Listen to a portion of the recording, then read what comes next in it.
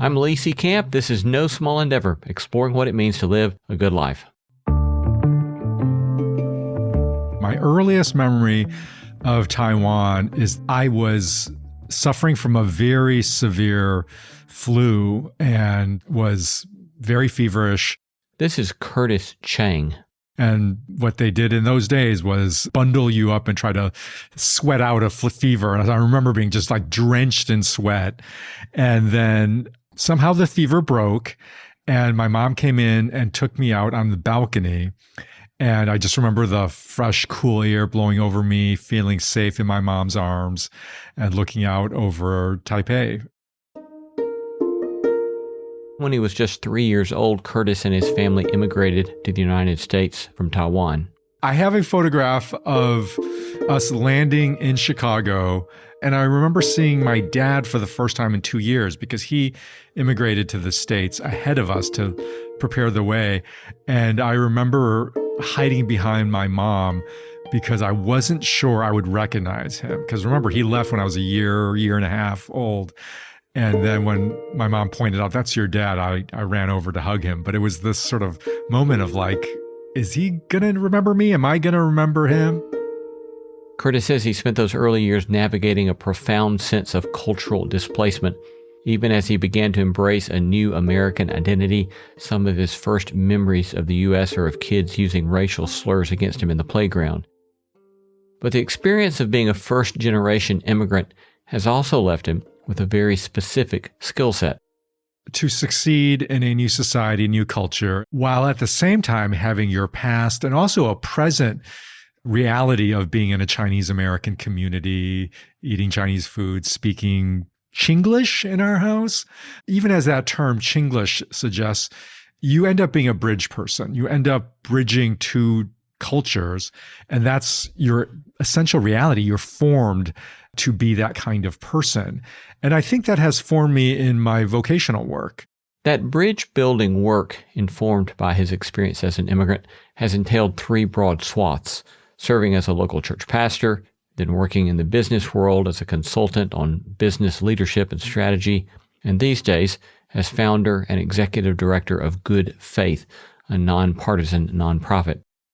Distressed with the partisan co-option of Christian faith in America, this most recent work of Curtis's seeks to explore faith and politics in a way that can build bridges in a deeply polarized America. Yet he realized some years ago that even in the midst of his vocation of bridge building, that his immigrant experience also left him with a persistent sense of anxiety. I would lead in very strong, forceful ways that other people would interpret, wow, Curtis is a hard driving leader. When in reality, the emotional core of that was I was anxious. I was so I wanted to control things. I wanted to make sure things happened in order to respond to my anxiety. And I think I did a lot of damage to myself, but to people around me, to my staff, because I didn't realize that. Eventually, Curtis experienced a severe episode of debilitating anxiety that forced him to change vocational direction. I changed roles from being a pastor to running this consulting firm precisely because as a pastor, I felt like my congregation, who are all made of Silicon Valley professionals, were disconnected from using their professional skills to serve the secular world, so that their Christian faith was something that happened on Sunday morning, but didn't connect with the world of secular civic institutions like the homeless shelter, like the after-school program, the environmental nonprofit. And so my firm was created to bridge that and bring those skills and expertise from the world of faith, the world of church, and really bring it in service to the wider common good. Curtis went on to win a White House Award for Social Innovation as the founder and head of Consulting Within Reach, and in 2019, he embarked on a new project. So I've had deep experience in faith, deep experiences with institutions in the secular world. How do those two connect? And that's what led me to really my current work as the founder and executive director of Good Faith and a comrade and colleague of you in the podcast world, in our own podcast, Good Faith. And the mission of Good Faith really is to try to be that bridge to help both sides see how each of us, worlds of faith, world of institutions, are meant to bless one another. Today, we discuss Christianity and politics in America and the surprising bridges to be discovered even in the midst of our polarization. I don't think you can understand the current political moment if you don't understand anxiety. And so this anxiety really occupies both the right, left, middle, whatever you want to call it, all along the political spectrum. Today, my interview with Curtis Chang. Hello, friends. Lee Seacamp here. There is, as you may have noticed, no shortage of content in the world. Opinions endless, outrage plentiful. Deep wisdom and thoughtful perspective slightly harder to come by. That's part of why we created the NSC Notebook. It's our weekly email from the world of no small endeavor with reflections on a good life, behind-the-scenes insight into our interviews, and quotes that stuck with me long after those conversations ended. You'll also get a curated list of what I'm reading, watching, and listening to, books, movies, music, and other things I think are actually worth your time. It comes to your inbox every Tuesday, completely free. So if you'd like one less thing to doom scroll and one more thing to actually enjoy, sign up for the NSC Notebook at nosmallendeavor.com. Curtis, welcome to No Small Endeavor. Oh, I'm really glad to be here. Thank you for having me. Me too. Yes, we have a lot of friends in common, so it's nice that we finally get to talk and get to visit. So grateful to be with you. To what degree do the experiences of being an immigrant in your mind, how often are you aware of that? And, I would make up that perhaps if you go back to Taiwan, you're not quite Taiwanese enough, Chinese enough. And here in the States, you're not quite American enough. I don't know. Is that a fair description, or how do you experience that on an ongoing basis? I certainly experienced in going back to Taiwan that I was not Chinese enough, just struggling with language. I like to say I have about 5 minutes of Chinese Mandarin fluency, and then it just collapses. And, the problem is when you go to Taiwan or China, as I've done also, I'm good enough in that first 5 minutes that then the conversation on the other end goes blah, blah, blah, blah, blah, blah, and I'm lost, right? So I definitely experienced that. I embrace fully the belief and conviction that immigrants helped make America and are fully Americans. To quote Hamilton the musical, immigrants, we get the job done. And I feel like I am fully American, and that to be Chinese American does not subtract or remove the American part of it. We're living in a political moment where there are movements, perhaps even political leaders, who want to degrade that sense of immigrants being fully American, but I resist it. I'm claiming my full American identity.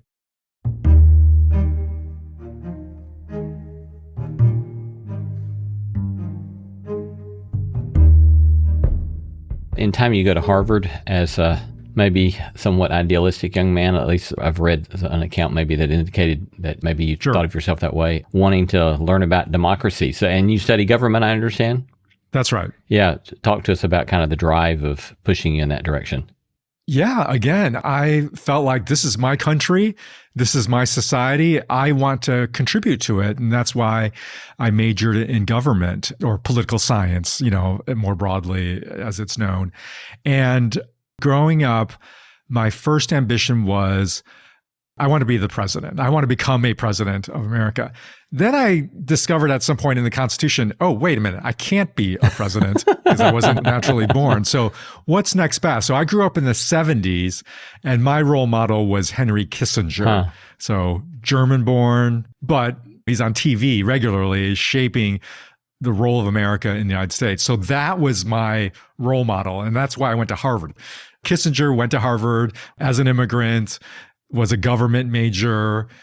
There were professors in the department who actually had taught Kissinger. And so that was my dream. Like, I'm going to be the Chinese American Henry Kissinger. Yeah. I understand perhaps that you began to think somewhat differently as well about Christian faith when you're at Harvard.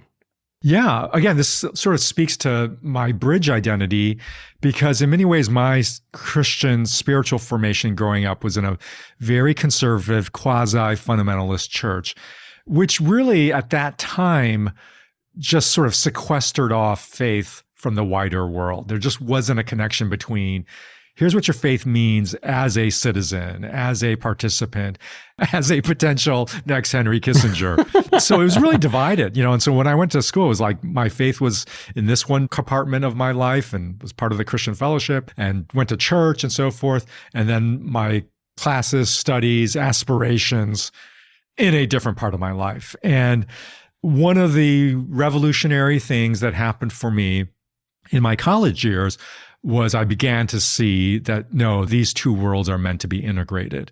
And the life of integrating and connecting in a way that both sides, both the world of faith and the world of secular institutions, that both are blessed when those two worlds can be properly integrated, not one dominating the other, but one and each one blessing the other.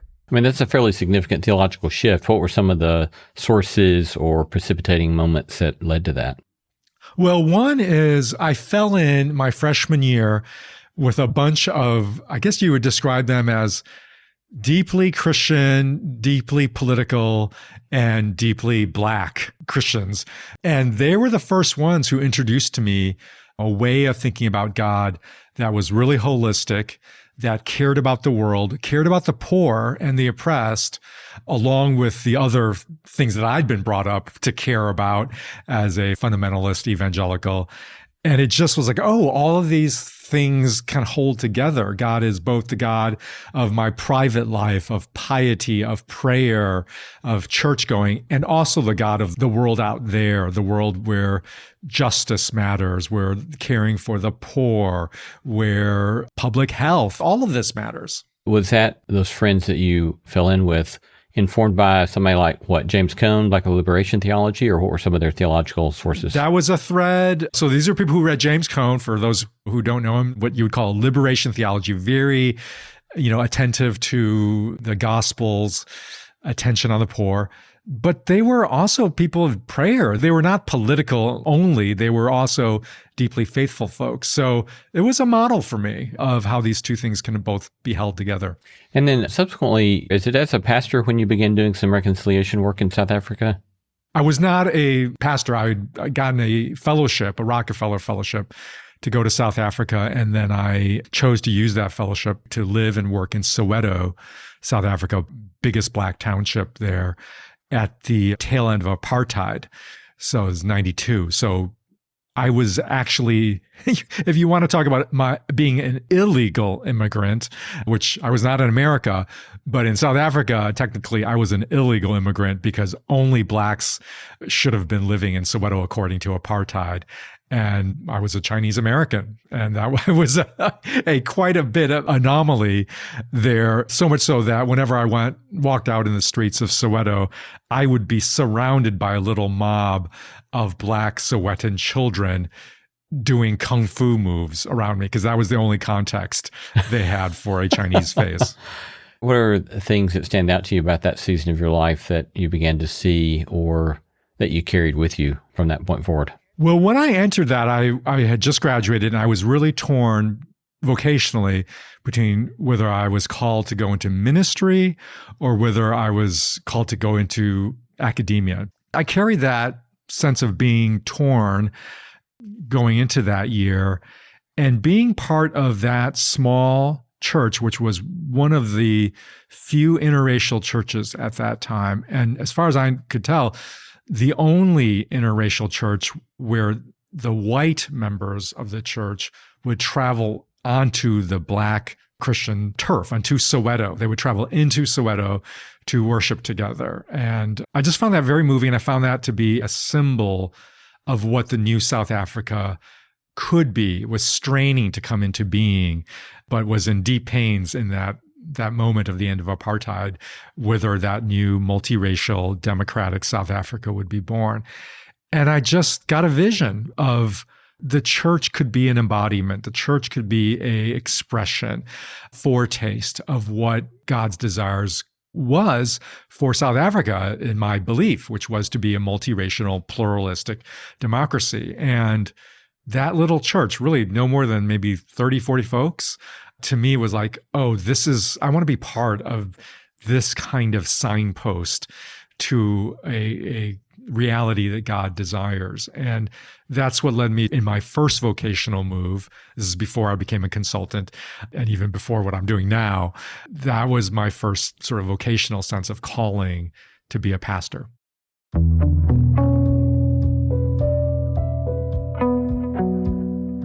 You're listening to No Small Endeavor and our conversation with Curtis Chang. I love hearing from you. Tell us what you're reading, who you're paying attention to, or send us feedback about today's episode. You can reach me at lee@nosmallendeavor.com. You can get show notes for this episode in your podcast app or wherever you listen. These notes include links to resources mentioned in the episode and a full transcript. We also have a free weekly newsletter in which I riff on themes and behind-the-scenes goings-on called the NSE Notebook. You can subscribe to that newsletter for free by going to our website at nosmallendeavor.com/newsletter. Again, that's nosmallendeavor.com/newsletter. Coming up, Curtis and I discuss anxiety and the political implications of faith. Hello, my friends. We're getting ready to launch another No Small Endeavor cohort set to begin in September. These have been a delight. Our cohort invites intellectually curious individuals to deeply explore what it means to live a good life, with the ultimate goal that our work together will make space for greater resilience, joy, and a vision for how to contribute meaningfully to the world around us. If you're someone who's interested in asking big questions like what sort of life is a life worth living, and how am I pursuing my vision of a good life, if you're interested as well in considering those kinds of questions in light of moral philosophy, human psychology, and the social sciences, and a generous, hospitable Christian theology, then you might just be the perfect candidate. You can check out our socials or navigate to our website, nosmallendeavor.com/cohort. Again, that's nosmallendeavor.com/cohort. There you can learn more and submit an interest form. Again, that's nosmallendeavor.com/cohort. We look forward to hearing from you. If we knew more about our sleep, what would we do differently? Would we go to bed at a consistent time or take steps to reduce interruptions to our sleep? With Sleep Score, Apple Watch measures your bedtime consistency, interruptions, and sleep duration. Then, every morning it combines these factors into an easy-to-understand score from 1 to 100. So you'll know how to take the quality of your sleep from okay to very high. Know your sleep score with Apple Watch. iPhone 11 or later required. This is Tanya Mosley, co-host of Fresh Air. You'll see your favorite actors, directors, and comedians on late-night TV shows or YouTube. But what you get with Fresh Air is a deep dive. Spend some quality time with people like Billie Eilish, Questlove, Ariana Grande, Stephen Colbert, and so many more. We ask questions you won't hear asked anywhere else. Listen to the Fresh Air podcast from NPR and WHYY.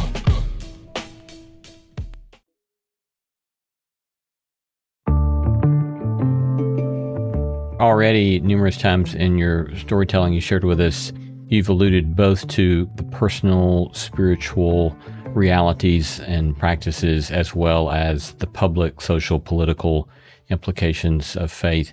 Often those two don't always get brought up in the same conversation, and yet you're holding on to those in a way that I find compelling. And one of the areas that you've written about and talked about a lot that goes back to the personal space is your work on anxiety. Tell us how that comes to the fore, or maybe even, and I don't know, I wonder maybe if we should flash back to earlier life and ask, when did you first begin to realize maybe you have some work to do on anxiety in your life? I don't think I could have named that growing up, but looking back, I realized I was actually a deeply anxious child, teenager, young adult, middle-aged adult, and even now, really. The thing was, I actually think a lot of that anxiety fueled my ambition, fueled my energy to become somebody that could go to Harvard, for instance. But I would say, Lee, that even my work on anxiety, I did not do that work purely to stay in the Christian world. I began that work in 2020, right after the pandemic broke. And it was out of the realization that our whole society was deeply anxious in that moment. If you can dial back your memory to what early 2020 felt like, I mean, that was just a deeply anxious moment that spanned whether, you were of a particular faith or not.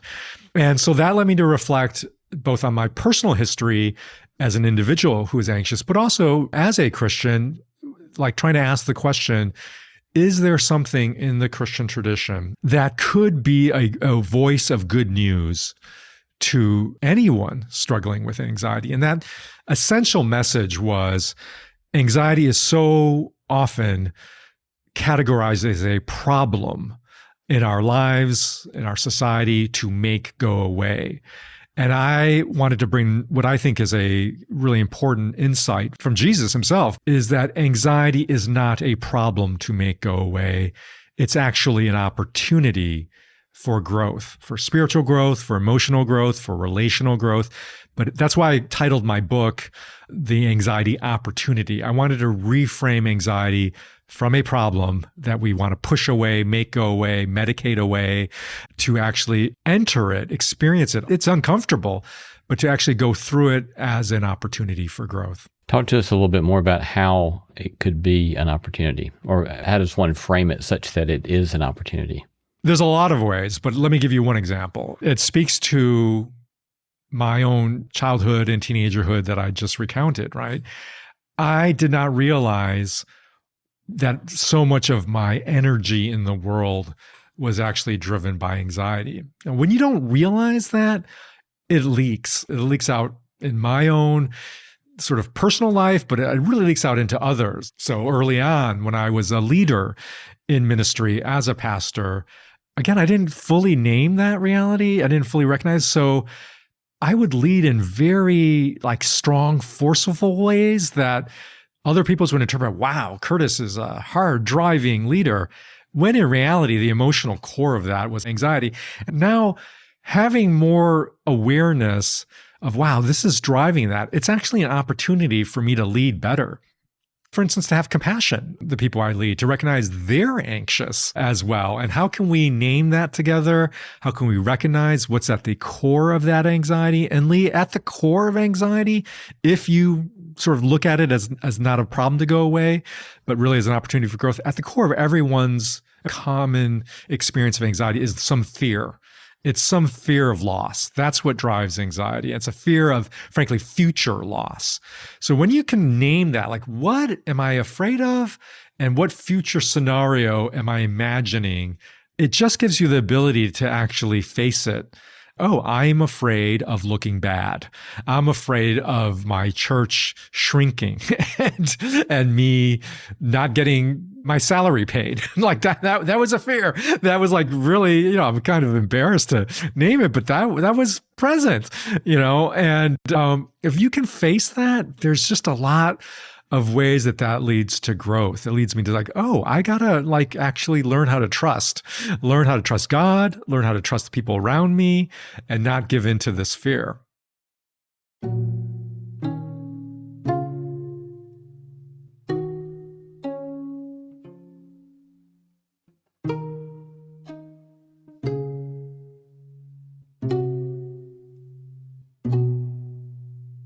You noted a moment ago that perhaps until we're given language, we may not be able to see our anxieties.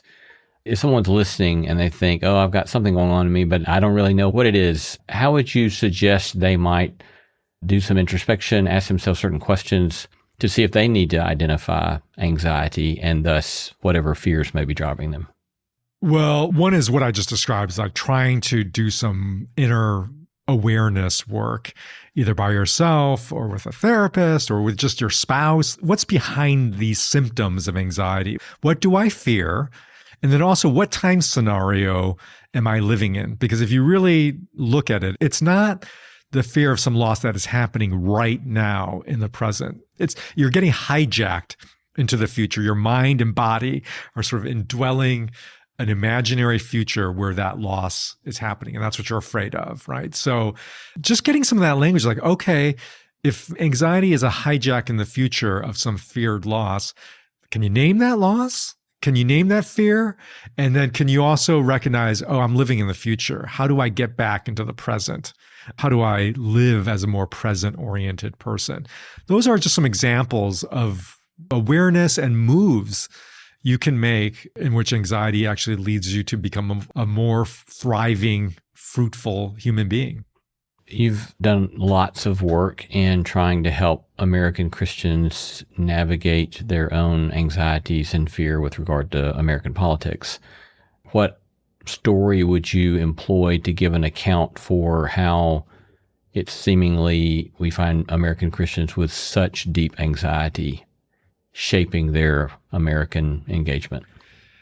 Well, I don't think you can understand the current political moment if you don't understand anxiety. And again, anxiety is a future scenario of feared loss.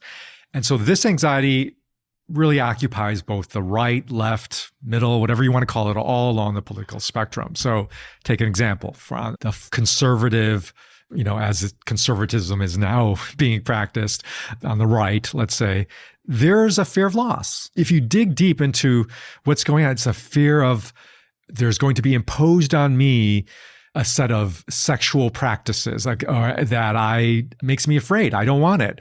There's going to be a secularization such that my kids are not going to grow up Christians. And so we gotta seize governmental power to change culture, to protect us from this onslaught of gender or sexual policies, right?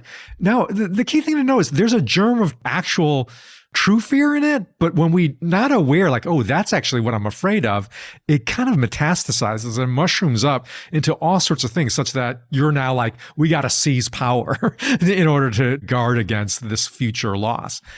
Let me go on the left, right? There's this sort of fear like, oh my gosh, religion is looming its head as a presence in life. That's going to mean people are going to shove things down my throat, religious conservative values.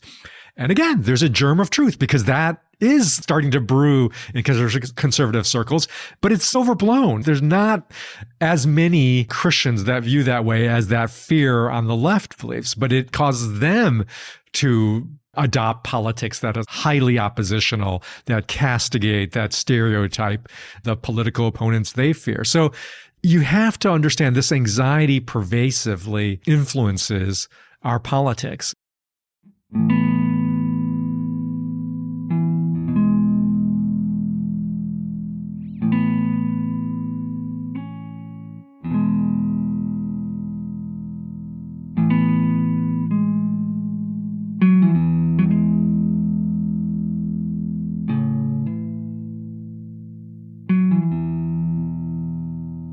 Why do you think that so many Christians in the U.S. seem to be caring about such a deep distrust of institutions as such? This is another passion topic of mine, Lee, you're naming exactly. I think the reason is both something real and something, let's call it spiritual, and it's spiritual formation of how we as Christians have been formed to think about God, about the world, and so forth. So let me talk first about what's real. In reality, our institutions have, in some very meaningful ways, failed us. Again, both on the right and the left. We are living in an era of institutional fragility where you can look out and say, this institution's not doing that. This institution's not doing that. There's pervasive examples. Silicon Valley corporations just running ramshod with AI and not caring about the wider society. Our economic institutions that are not lifting up our next generation in a way that they can have lives better than ours. There's widespread failure of institutions. So that's real. But the problem is, and I'm going to speak here explicitly as a Christian here, right? But I think this is a spiritual reality that everyone faces, which is we do not think of institutions as human. We think of them as an object, as a tool. And so when a tool fails you, Lee, like when a hammer breaks and splinters, we don't think, I should repair this tool. I should repair and redeem and heal this hammer. No, we throw that hammer out because it's much easier to get on Amazon a $9.99 hammer, right? Because it's just a tool. Like, let's just get another tool. And we approach institutions that way. It's a thing. And so when it fails us, we're like distrust and reject and like throw it out, throw it out into the garbage. But let me ask you, suppose your best friend failed you in some way. They didn't show up in the way they were supposed to show up, or your spouse did that, right? Would you just say, well, forget that person, let's chuck that person into the garbage? I don't think you would, right? And as a human being, whatever your religious faith, we've just like, no, you don't do that to other human beings. And so they have an inherent worth and dignity beyond what they deliver to you instrumentally, right? My argument and belief is that human beings represent, they image God as individuals, certainly, and as institutions. And the Bible teaches that the imaging of God, an expression of human dignity and worth, is not just an individual exercise. It is also collective. It is also something we do together. And that's what an institution is. An institution is made up of human beings. It's not a thing. It's a human reality. It's a human collective expression of humanity that is meant really to image something of God to all people. A hospital is an image of God as a healer. We can't do that alone. We need this thing called a hospital. Again, notice how I slipped up there. I said a thing, right? No, we need a collective expression of humanity that we are going to call a hospital. And that's what's going to enable us to actually bring healing into not just Christians, but the wider Roman society. That's what was the vision of the early hospital. In plagues, where the typical Roman would just flee the city, Christians, no, we're going to stay. The sociologist Rodney Stark really documents this historically. We're going to stay and be an agent of healing. And to do that, we need to do it together. And what are we going to call that collective exercise? It's going to be a hospital. And so a school is an institution that is a collective expression of human teachers, human parents who bring their kids, a human counselor, a human principal that's come together and say, we want to educate our people and we can't do that alone. And so we got to do it together. And we're going to create this human being, a human being in the collective sense of being, called a school. And so because we don't think then, and we don't have an imagination spiritually or otherwise, we don't have an imagination that an institution is deeply human. That's why when it fails, we just chuck it, we distrust it, we throw it out, and we don't have a posture of redeeming, of redemption, or more secularly, of repair. That these are human beings that are, sure, they're broken, but they're not to be chucked out. They are meant to be repaired and redeemed. And that natural impulse that we have to an individual really needs to be extended to human beings in the collective sense of the word being, which is an institution.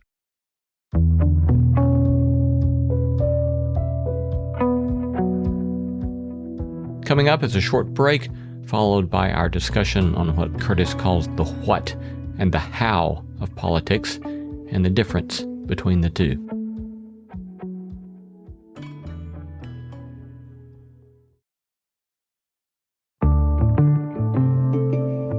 I want to imagine for a moment that someone's listening and they buy what you said so far, to re-envision institutions as deeply human entities of some sort, rather than just mere things, and thus easily discardable. But I also would imagine that it's the experience of a lot of folks that institutions of whatever stripe often seem, maybe always seem, to multiply some of the worst parts of humanity. I'm thinking, for example, of Reinhold Niebuhr's famous book, Moral Man, Immoral Society. And then I remember him saying at the end of his life that if he was going to retitle that book, he would have called it Immoral Man, More Immoral Society. It's just that societal embodiments of humankind always seem to multiply the ugly parts of us. What do you do with that? I think institutions are exactly right. They multiply humanity. So you're absolutely right.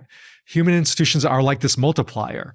They multiply what is both good and right and God designed about humanity and the ways in which humanity is broken, is fallen, and needs redemption and repair. But don't lose sight of the multiplication of the good. Again, you break your leg or you get cancer, God forbid, you're not going to be able to heal yourself. Even your neighbor's not going to be able to heal you. Your healing of a broken leg or cancer, again, just to use my analogy, relies on institutions. And by the way, I have good friends who are suffering from cancer right now. They are dependent on this whole long chain of institutions for healing or prolonging their life. Not just the hospital, but medical colleges that train those doctors and nurses and so forth. The drugs they're taking, it's not like some individual cooked them up in their garage. It took a massive set of institutions, universities to do the research, the FDA to test and approve, drug companies who will distribute their supply chain, the pharmacy, right? Without institutions, that good, that deep good is not possible. Now, of course, that also means they multiply the bad. These institutions make room for corruption, for some institution to run a drug scam or whatever, right? Of course. But that's true of every human reality. That's true of you and me. We multiply in the world something really good, and we multiply in the world some things that are bad. So institutions are no better. They're just a multiplier of both the good and the bad.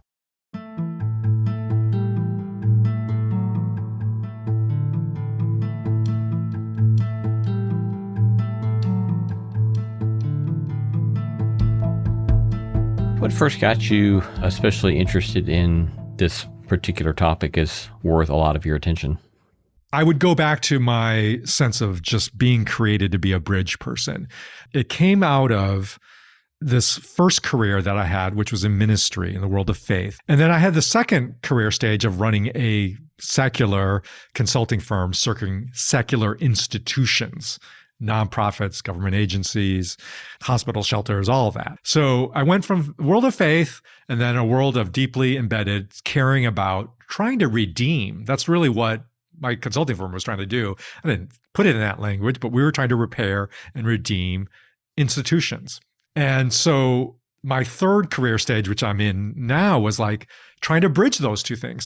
Well, that's a great segue to talk a little bit more about the work that you're doing now. It seems that one of the things that you're saying, for example, in your after party project is perhaps more a focus on the how of politics as opposed to the what of politics. So unpack that for us a bit.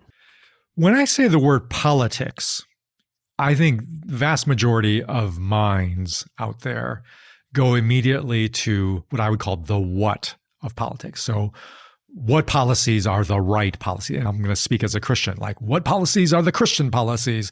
Immigration, abortion, religious liberty, gender and sexuality, or economics. Pick your issue. It's immediately the what. What is the substantive policy? That's the quote unquote right policy. Or what party is the right party that should be in power? What should my vote go to? What presidential candidate is the candidate that I should vote for? I'm not saying that's not important or that even our ideological or our religious convictions should shape that what. But what we neglect when I say the word politics is the how. That politics is as much, and I would say in some ways more, about how we treat each other, how we resolve our differences, which are going to be there, how we resolve enmity. And so like that, all those sets are how we do that are true regardless of the what you hold. And the central truth that the after party is trying to advance is that in actuality, you can trace a much straighter line from Jesus' teaching, say on the Sermon on the Mount, to the how of politics versus the what. I mean, read the Sermon on the Mount. You can try to say there's a line that I can draw there to what should be our policy on the border. But man, it's a fuzzy line and it's very circuitous. And guess what? Somebody else could draw a very different line and it could be pretty much equally plausible as the line you're trying to draw. So the Sermon on the Mount does not tell us very much about specific policy on any issue, frankly, but it has a lot to say on the how. Do not lie. So don't foster or spread any mistruth. Be really committed to truth when you engage in any discussion on these issues. Be really committed to loving your enemy. That's crucial to the Sermon on the Mount. Do not mock your opponents. Do not say raka, right? Which is the Hebrew word for you idiot, you moron, you fool. And so like, what are you posting on social media? Are you posting some equivalent of mocking, of saying, look at these morons, look at these idiots on the other side?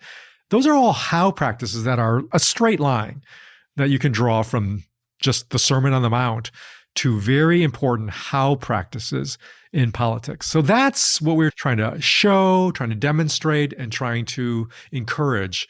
That's got to be a deeply Christian exercise of politics.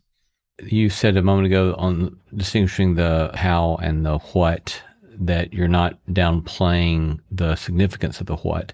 But I'm thinking in the civil rights era, there is a lot of emphasis on the how. You've got Dr. King, for example, embracing nonviolence, and love of enemies as very significant elements of the how. But there's also a very clear what, right? There's a very clear, we must reject Jim Crow manifestations of white supremacy. When does one rightfully hold those together, or how do you think about drawing the line between the how and the what?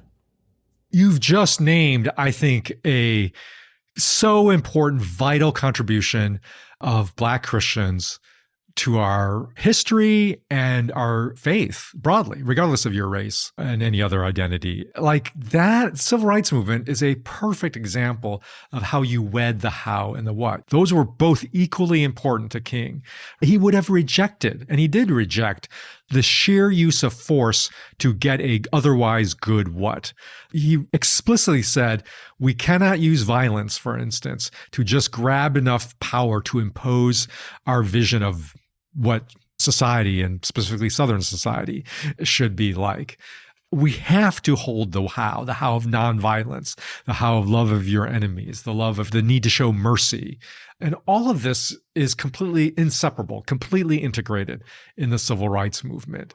I think that should be a prophetic vision for us Christians today of how we engage in politics. And too much what happens is that people are willing, Christians and otherwise, are willing to sacrifice their best, highest instincts on the how in order to win on the what.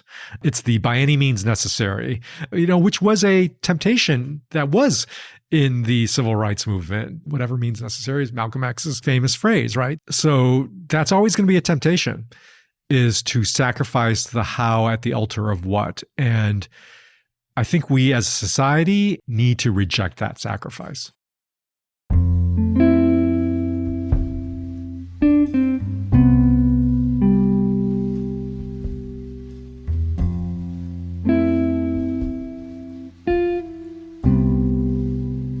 You, in the after party, you all use the practices of hope and humility as central practices, and make a case for the importance of trying to hold together both high hope and high humility. And then you kind of lay out in a grid kind of different places you might fall depending upon how much high or low you are in each of hope or humility. Yet you label yourself in that grouping of four a cynic. So tell us about, how did you become a cynic, and how do you think you are having to navigate that, or how do you combat that in yourself? Yeah, so I won't try to replicate this quadrant, which I love because I think it's so helpful. I will say as well, I think it's also very helpful. Yeah. Well, thank you. This is an expression of my low humility. It's awesome. It's the greatest thing ever. You should go out and buy The After Party because it's the best book ever written. So yeah, the cynic is how I describe as low in humility and low in hope. Because as a cynic, you think everything's awful and nothing can make it better. So I'm low in hope. And I'm also low in humility because guess what? I'm right about that analysis. I'm right. Anybody that thinks differently is a raka. And so I am low in humility because I think I've got it. And that got it is like everything is terrible. So I don't know how I became a cynic. I'm not sure, right? It's a temptation to be a cynic that I'm talking about. I'm not saying that that's good or right, or I need to move from that cynic position. Maybe it has to do with doing so much academic study of social reality and politics, right? Because academia as its practice is kind of a cynic's paradise. Like you're taught to analyze things. And when you analyze things, it's just like you're finding the flaw, you're finding the deep structural wrong. And so I've been kind of shaped to look at the world that way by my academic work. And so I think that sort of naturally leads to this sort of low in hope because there's always some deep structural wrong or hidden wrong that, by the way, I've uncovered. That's my thesis. That's my doctoral dissertation. That's my book. That's how academia is structured, is I've got it. So it's a low humility exercise almost by definition. So I think that was a key formative influence for me to become somebody that's low in humility and low in hope, which is a cynic. Yeah. What practices or relationships are you finding that help you combat that? I think interacting with people who are smarter than me helps me address the low humility thing. That's why I love, being friends with David French and Russell Moore and doing the after party with them and having his guests on our podcast. I just interact with them a lot, and they're smarter than me. Both of them are definitely smarter than me. And it's an honor to just relate to them, and it helps me be more humble. And then I think hope, what's a good practice of hope? I think for me, it's prayer as the central practice, because in prayer, I am led to see God as the one who holds all of humanity, not me, not even any human institution. It's God. And that's the reason for our hope. I think I read that you have been practicing contemplative prayer. What's that practice look like for you, and what's it meant to you? Contemplative prayer is a deeply ancient Christian practice that's really oriented, interestingly enough, not around words. It is about silence. It is about stilling your mind that, in my mind, otherwise is filled with so many words. And it is quieting, silencing that mind to just be silence, out of a belief that God does speak through words, certainly, and through silence. And I think I have gravitated to the practice of contemplative prayer precisely because my mind otherwise is filled with so many words, and my work in the world is filled with so many words that I can over-index on the wordy aspect of faith and life in the world. And so I need to balance that with wordlessness, with silence. And that's the essence of what contemplative prayer is. Been lovely to talk to you, Curtis. Great to be with you. It's great to be here. Thanks for having me.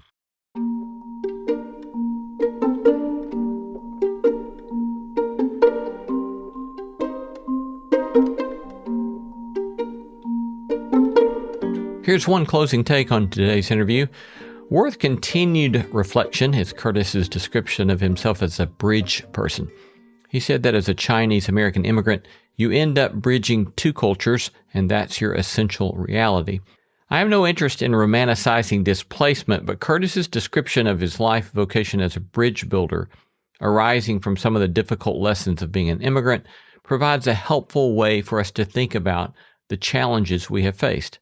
That the very things that might make us feel or experience marginalization, that make us feel out of place, that these things might make possible the very gifts we have to offer the world. That the hard things that we faced might be the greatest gifts we have to offer to our neighbors. One practice toward a good life, learning to name the fear beneath our anxiety, to see, as Curtis said, that anxiety is often some fear of future loss. And that prompts us to ask ourselves, what feared future am I living in? What loss am I imagining? And what would it mean to come back to the present, to simply let go an unhelpful, utterly imagined future? And last, Curtis gave us a crucial practice for politics. Care about the how, not only the what.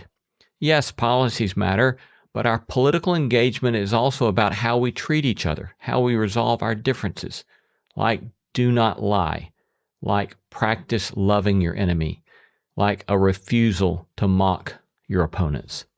And all of that, of course, is no small endeavor. That's a small, but not so small take on today's episode. Peace to you, my friend.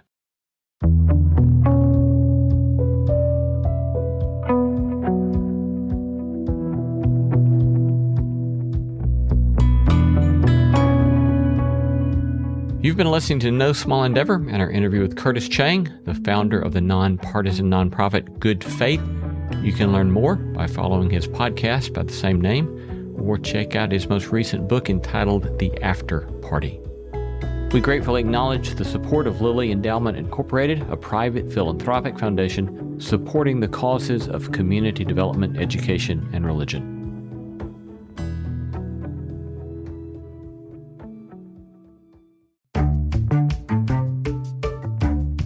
Our thanks to all the stellar team that makes this show possible: Christy Bragg, Jacob Lewis, Carrie Harmon, Jason Cheesley, Sophie Byard, Kate Hayes, Mary Evelyn Brown, and Audrey Griffith. Our theme song was composed by Tim Lauer. Thanks for listening, and let's keep exploring what it means to live a good life together. No Small Endeavor is a production of Tokens Media, LLC, and Great Feeling Studios.